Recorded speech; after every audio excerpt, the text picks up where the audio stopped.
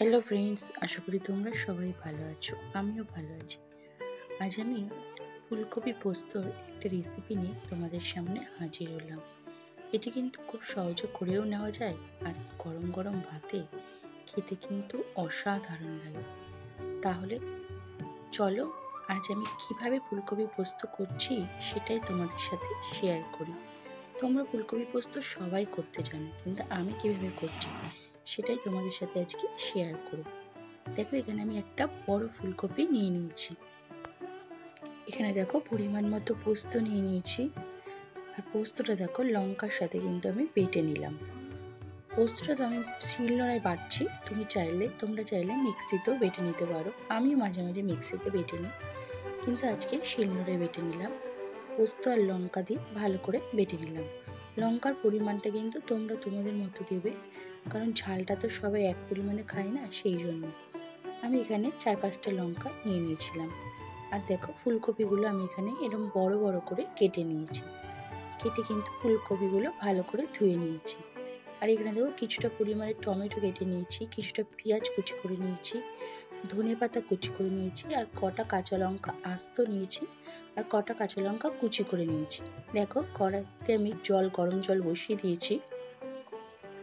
গরম জলটা যখন এরকম টকবক করে ফুটবে, তখন ওর মধ্যে না ফুলকপিগুলো দিয়ে দিতে হবে। ফুলকপিগুলো কিন্তু 3-4 মিনিটের জন্য কিন্তু একটু ভাপিয়ে নিতে হবে।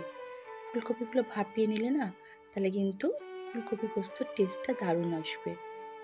দেখো, আমি সব ফুলকপিগুলো গরম জলে দিয়ে দিলাম।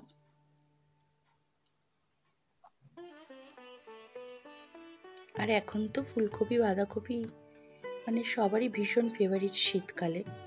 আর দেখো, অল্প পরিমাণে আমি নুন দিয়ে দিই। এবার ঢাকা দিয়ে দেবো। ঢাকা দেওয়ার পর 5 মিনিট পর দেখো ফুলকপিগুলো কিন্তু আমার মোটামুটি সেদ্ধ হয়েই গেছে। এবার আমি তুলে নেব। ফুলকপিগুলো এরকমভাবে একে একে সব তুলে নেব। ফুলকপি জানো তো, যখনই রান্না করা হয় না, একটুখানি যদি ভাপি না হয় তাহলে ভালো হয়। অনেক সময় ফুলকপির ভেতরে না অনেক পোকা টোকাও থাকে, আমরা দেখতে পারি না। তো একটু নুন দিয়ে ভাপিয়ে নিলে পোকা টোকাগুলো সব বেরিয়েও যায়। আর একটুখানি ভাপিয়ে রান্না করলে কিন্তু রান্নার টেস্টটাও ভালো আসে। দেখো, এবার আমি প্যানের মধ্যে তেল দিয়ে দিলাম।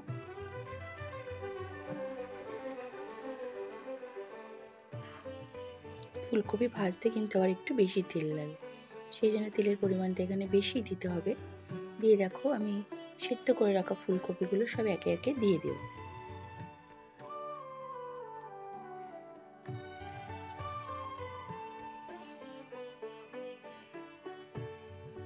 তোমাদের কার কার ফুলকপি খেতে ভালো লাগে সেটা কিন্তু আমাকে অবশ্যই কমেন্ট করে জানাবে।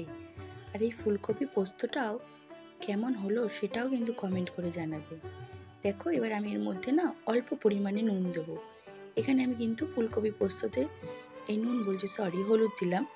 ফুলকপি পোস্ততে কিন্তু আমি হলুদ ব্যবহার করব না, এই সামান্য ভাজার সময় একটু হলুদ দিয়ে নিলাম। দেখো, ফুলকপিগুলোর উপরে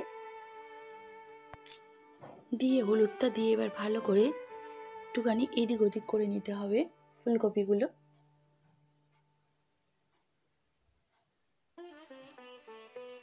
আমার গলাটা কিন্তু একটু ভেঙে গেছে, হ্যাঁ, গলাটা কিন্তু কেমন, তোমরা কিন্তু একটুখানি মানিয়ে গুছিয়ে শুনে নিও প্লিজ, ঠান্ডা লেগেছে আমার।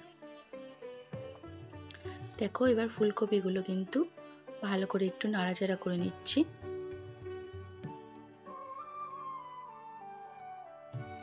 একটুখানি লাল লাল করে ভেজে নিতে হবে, বুঝলে তো ফুলকপিগুলো। ফুলকপি দেখো আমার কিন্তু লাল লাল করে ভাজা হয়ে গেছে। এবার আমি ফুলকপিগুলো তুলে নেব। একে একে সব ফুলকপিগুলো দেখো আমি তুলে নিলাম।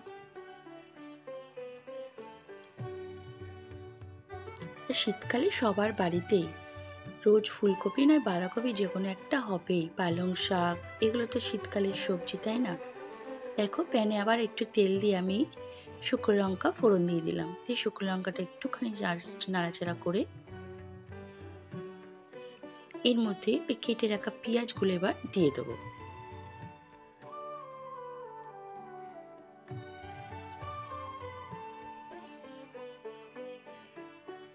পেঁয়াজগুলো দিয়ে ভালো করে একটু ভাজা ভাজা করে নেব। এবার ফুলকপি পোস্ত তো তোমরা পেঁয়াজ ব্যবহার নাও করতে পারো, কিন্তু পেঁয়াজ দিয়ে করলে একটু টেস্টটা ভালো আসে। কিন্তু নিরামিষ দিনে তোমরা পেঁয়াজটা বাদ দিয়ে করে নেবে, তাহলে নিরামিষ একটা ডিশ হয়ে যাবে। দেখো এর মধ্যে কিন্তু আমি কেটে রাখা টমেটোগুলো দিয়ে দিলাম,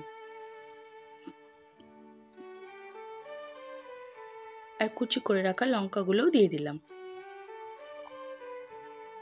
দিয়ে একটু ভালো করে ভাজা ভাজা করে নেব।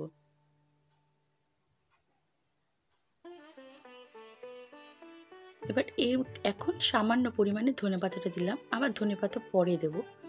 এই কষানোর সময় একটু ধনেপাতা দিয়ে নিলাম। দিয়ে এবার এগুলো সব কিছু পেঁয়াজ টমেটো লঙ্কাটা একটু ভালো করে ভাজা ভাজা করতে থাকতে হবে।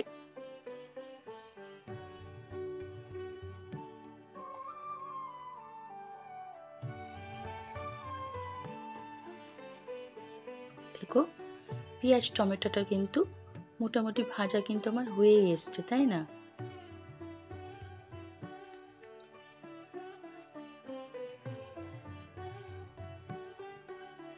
এবার এর মধ্যে কিন্তু আমি বেটে রাখা পোস্তটা দিয়ে দেব। দেখো পোস্তটা দিয়ে দিলাম। পোস্তটা কিন্তু আমি কাঁচা লঙ্কা দিয়ে বেটেছি, এখানে কিন্তু কোনো শুকনো লঙ্কার ব্যবহার করিনি। একটু সামান্য জল দিয়ে দিলাম। দিয়ে এবার পোস্তটা ভালো করে আমাকে কষাতে হবে।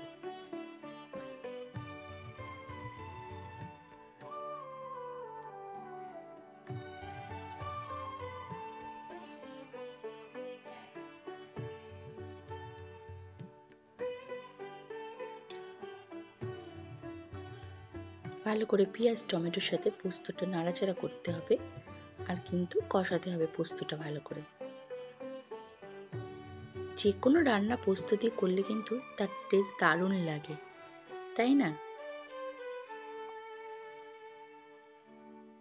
দেখো আস্ত লঙ্কাগুলো আমি দিয়ে দিলাম। দেখো দিয়ে দেখো আমার কষানো কিন্তু হয়ে গেছে।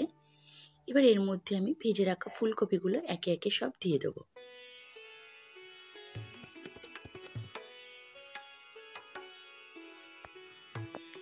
সব ফুলকপিগুলো একেবারে একে একে সব দিয়ে দেবো।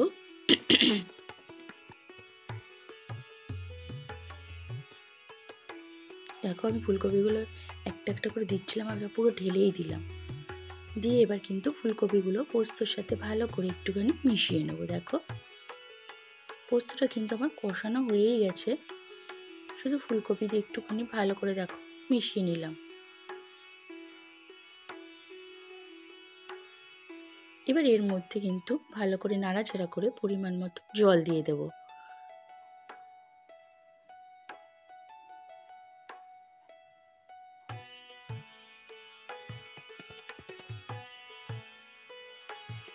এখানে জলের পরিমাণটা বেশি দিতে লাগবে না, কারণ ফুলকপিটা কিন্তু আগে থেকেই সেদ্ধ করে নেওয়া হয়েছিল। অল্প সামান্য জল দিলেই হয়ে যাবে, যাতে ফুলকপির সাথে মশলাটা ভালো করে মিশে যায়।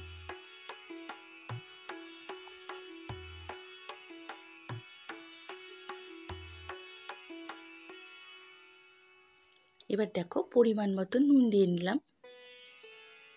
নুনটা কিন্তু আমি এতক্ষণ দিইনি। এবার এখন পরিমাণ মতো নুন দিয়ে নিলাম।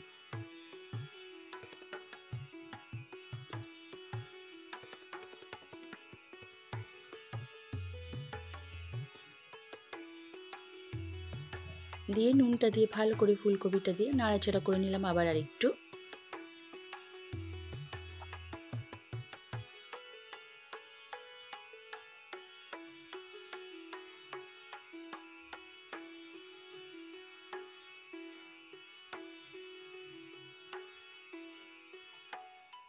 দেখো এটা কিন্তু আমার ভালোভাবে কিন্তু দেখো ফুটেই এসছে। এবার এর উপর দিয়ে আমি ধনেপাতাগুলো ছড়িয়ে দিলাম। তখন তো ভাজার সময় অল্প ধনেপাতা দিয়েছিলাম, আর এখন অল্প ধনেপাতা ছড়িয়ে দিলাম। দিয়ে ধনেপাতা দিয়ে আবার ভালো করে একটু নাড়াচাড়া করে নেব। দেখো আমার কিন্তু ফুলকপি পোস্ত কিন্তু হয়েই এসছে। এবার কিন্তু আমি নামিয়ে ফেলবো।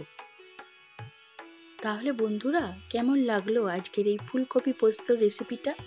ভালো লাগলে কিন্তু অবশ্যই একটু লাইক ও শেয়ার করে দেবে, আর যারা আমার চ্যানেলটাকে এখনও সাবস্ক্রাইব করোনি, অবশ্যই একটু সাবস্ক্রাইব করে তোমাদের বন্ধু বানিয়ে নিও। আর এরকম ফুলকপি পোস্ত থাকলে না গরম গরম ভাতে দারুণ লাগে। আর রাতের বেলা কিন্তু রুটির সাথেও খেতে ভালোই লাগে ফুলকপি পোস্ত।